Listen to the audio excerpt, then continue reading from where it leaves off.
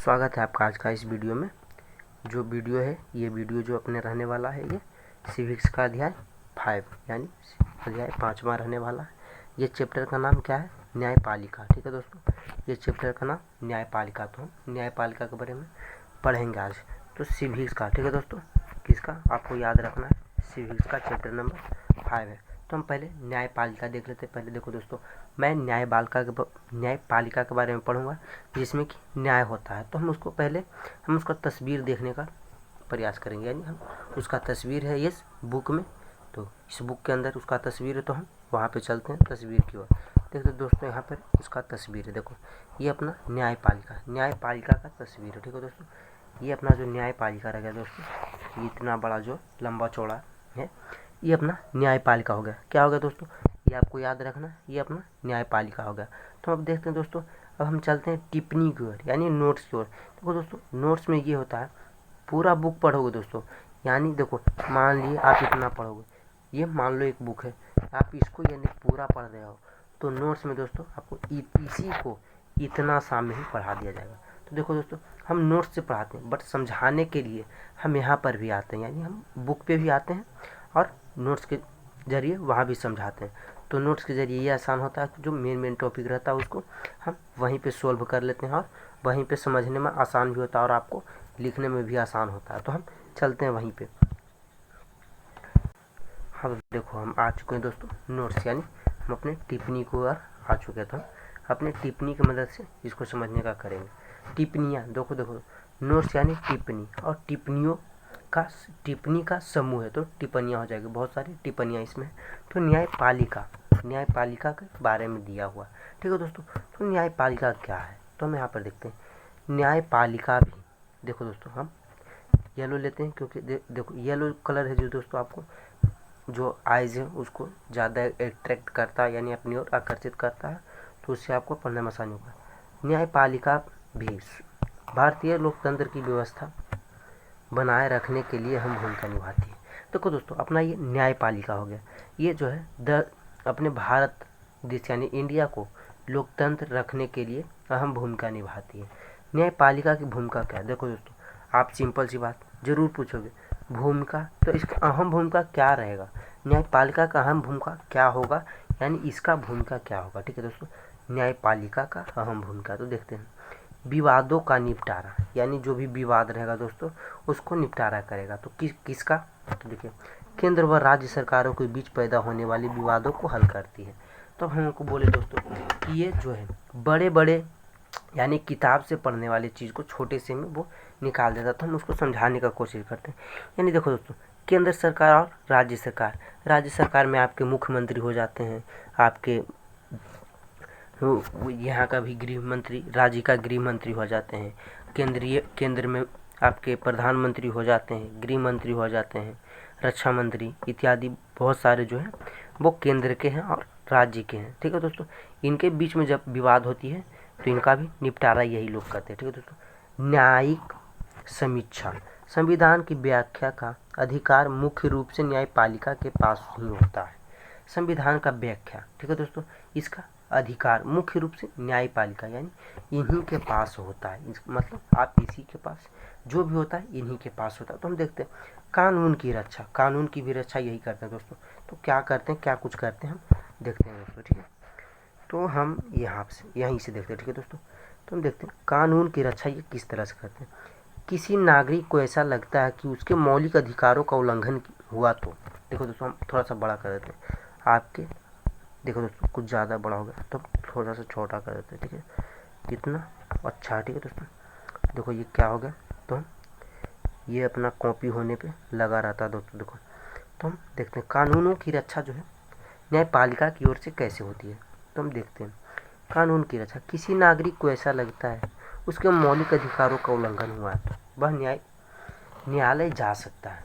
उसको लगता है दोस्तों कि कोई भी यानी किसी भी मौलिक अधिकार, जिस तरह का मौलिक अधिकार है दोस्तों 2009 शिक्षा का अधिकार, इसमें भी यदि शिक्षक के तो नहीं, छात्र एवं छात्र के माता पिता यानी उनके पेरेंट्स को लगता है ऐसा कि उनके अधिकार का उल्लंघन हुआ है, या किसी भी उनका अधिकार का उल्लंघन हुआ है या उल्लंघन हुआ है तो वो न्यायालय जा सकते हैं और अपनी न्याय मांगने का उनको अधिकार है।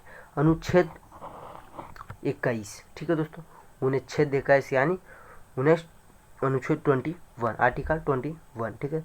जीवन जीने का अधिकार, इसमें दोस्तों जीवन जीने का अधिकार है, किसी भी नागरिक को जीवन जीने का अधिकार है। इसका उल्लंघन होगा यानी इसको कोई हानि पहुंचाने का कोशिश करेगा तो वो सीधा न्यायालय जा सकता है, न्यायालय जा सककर अपना।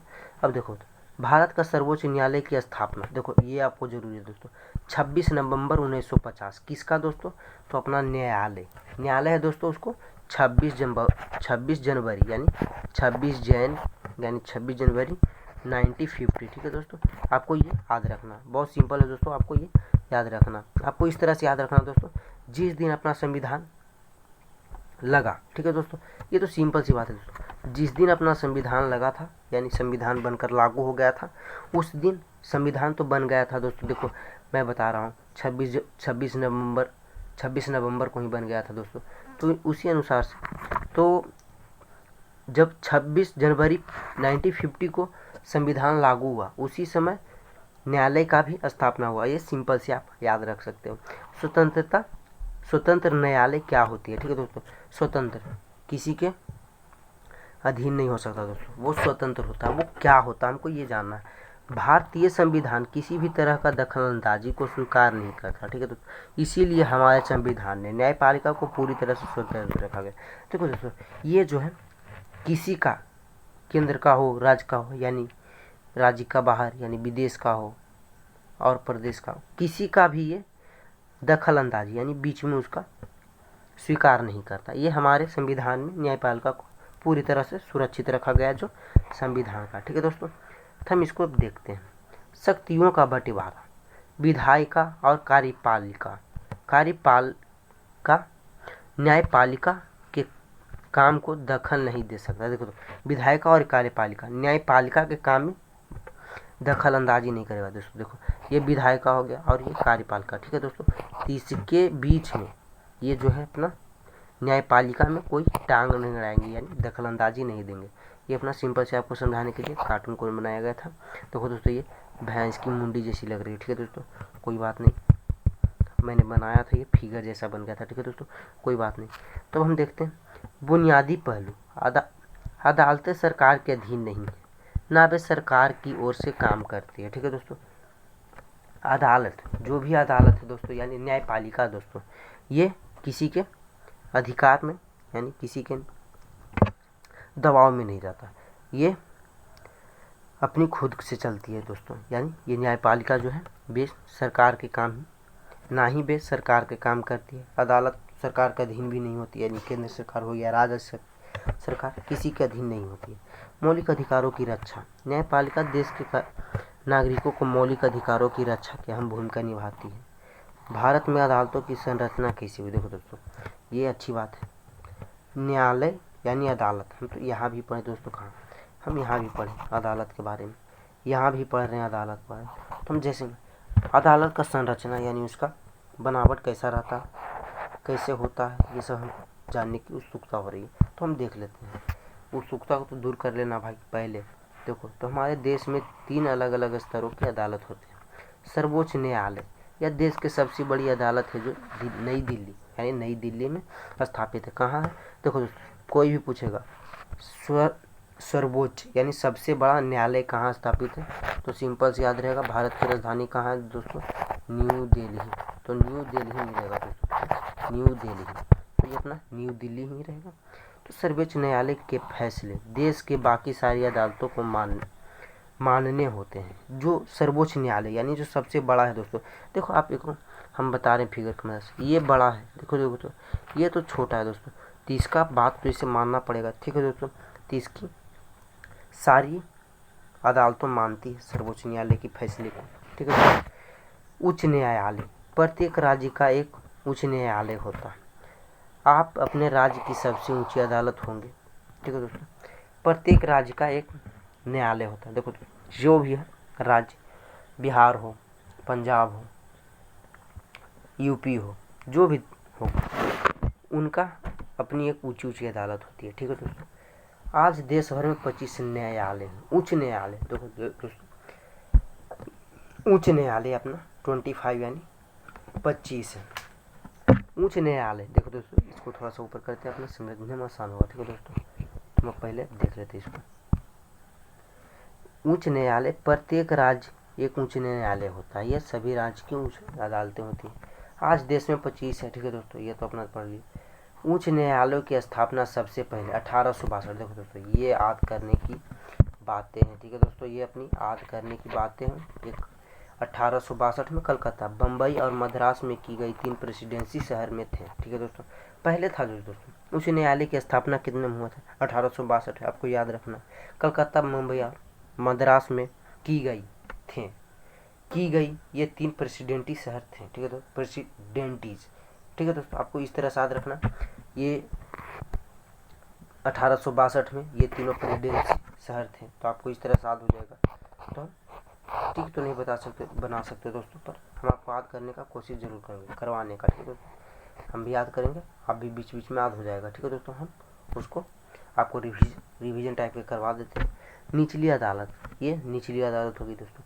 जिस अदालतों में लोग सबसे ज़्यादा ताल्लुक होता है उसे अनिस्था न्यायालय या जिला न्यायालय कहा जाता है। ये अदालतें आमतौर पर जिले या तहसील के स्तर पर या शहर में होते हैं। ये जो अदालत है दोस्तों, ये जिले में या शहर में होते हैं। ठीक है दोस्तों, ये बहुत तरह के मामले की सुनवाई करती है। प्रत्येक राज्य में जिलों में बांटा गया है।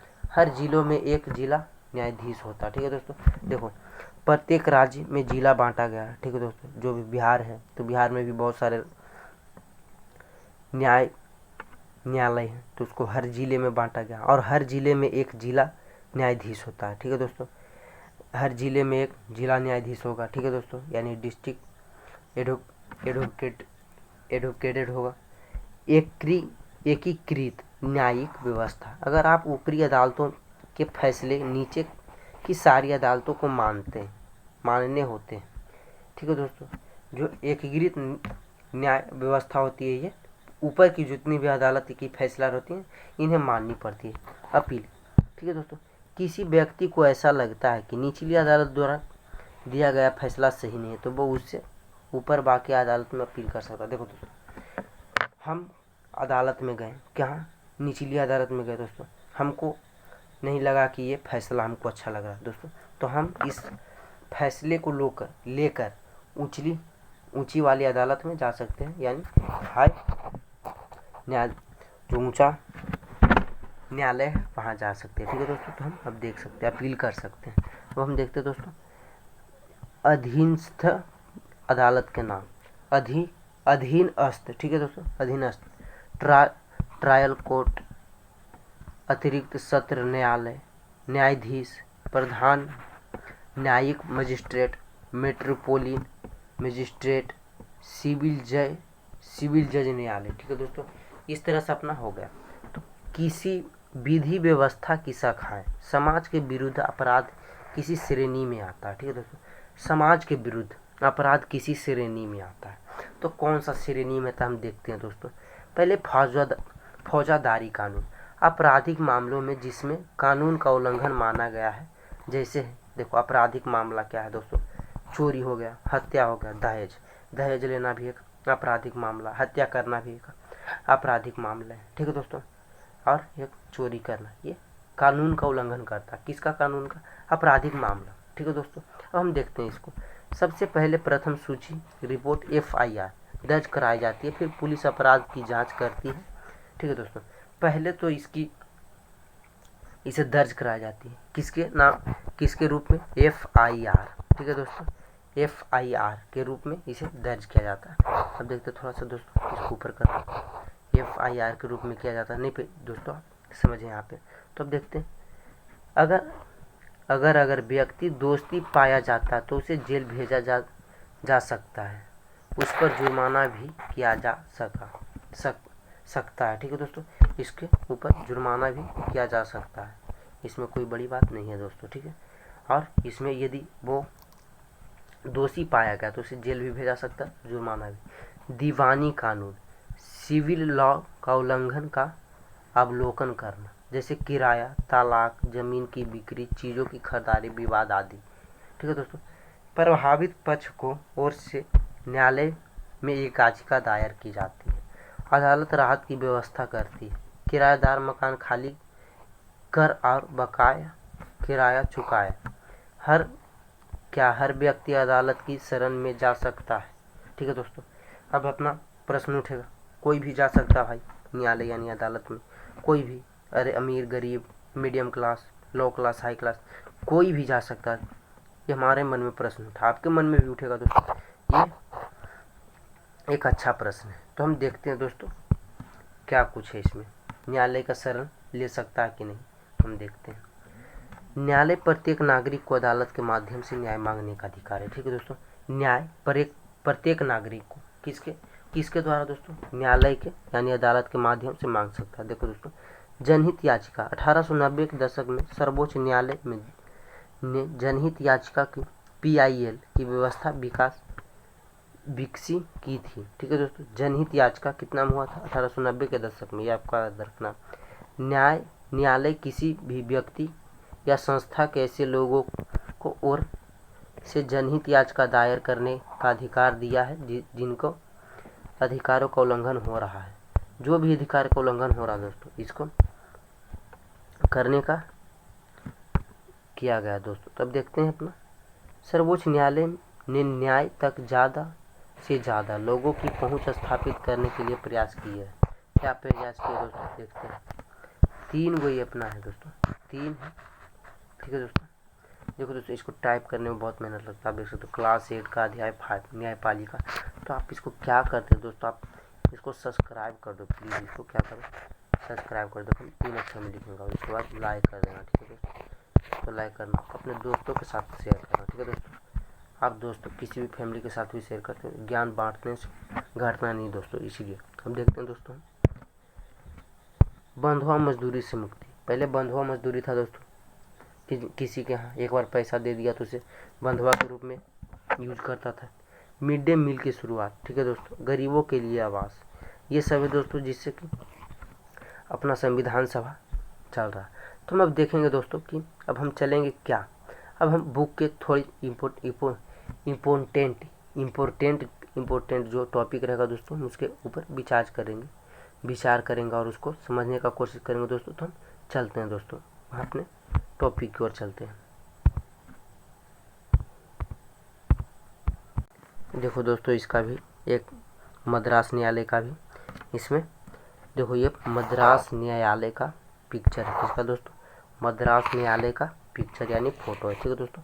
आप इसको देख सकते हो, बहुत ही यूनिक है, यानी बहुत अच्छा लग रहा है देखने में दोस्तों। अब चलते इधर, ये पटना का उच्च न्यायालय है। ठीक है दोस्तों। ये वाला, ये पटना का उच्च न्यायालय है। देखो, ये पटना हाई कोर्ट है। ठीक है दोस्तों। अब देखते हैं इधर, ये कर्नाटक का हाई कोर्ट है। जो ये दोस्तों, ये अपना कर्नाटक हाई कोर्ट है।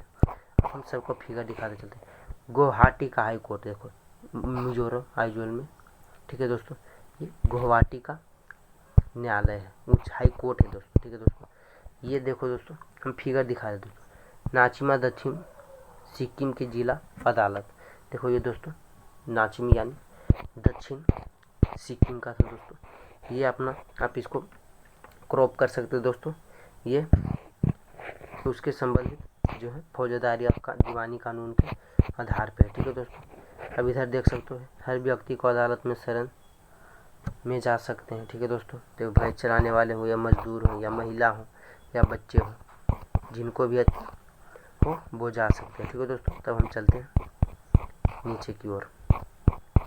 देखो दोस्तों, इसमें कुछ समझाने लायक नहीं। देखो दोस्तों, इसमें 3 स्तर होते हैं, आप देख सकते हैं। एक उच्च न्यायालय, फिर उच्च न्यायालय, सर्वोच्च न्यायालय, उसके बाद उच्च न्यायालय, उसके बाद निचली अदालत। ठीक है दोस्तों। तो आप इस तरह से इसको याद रख सकते हैं। भूख से मौत, जिम्मेदारी कौन। ठीक है दोस्तों। यहाँ पर ये कुछ है टू राइट कंपोटेंशन।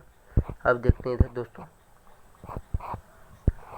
आप तो यहाँ तक हो गया दोस्तों अपना। तो आज के लिए इतना है दोस्तों। अब मिलेंगे नेक्स्ट वीडियो में। तो आप चैनल को सब्सक्राइब करिए और लाइक करना ना भूलिए दोस्तों। दोस्तों के साथ शेयर करिएगा। ठीक है दोस्तों। पहले तो सब्सक्राइब कर दीजिएगा, लाइक कर दीजिएगा। उसके बाद शेयर कर दीजिए उसके पास दोस्तों के साथ। तो आप दृष्टि लर्निंग को सब्सक्राइब कर दीजिए, ठीक है दोस्तों। उसके बाद चैनल को सब्सक्राइब कर बेल आइकन को दबा दीजिए, ठीक है दोस्तों, समझ गए। तो हम आज यहीं तक पढ़ाते हैं, अब अगले नेक्स्ट वीडियो में मिलेंगे जो कि अपना जियोग्राफी का वीडियो रहेगा, ठीक है दोस्तों। बाय बाय, मिलते हैं नेक्स्ट वीडियो में, ठीक है दोस्तों, बाय।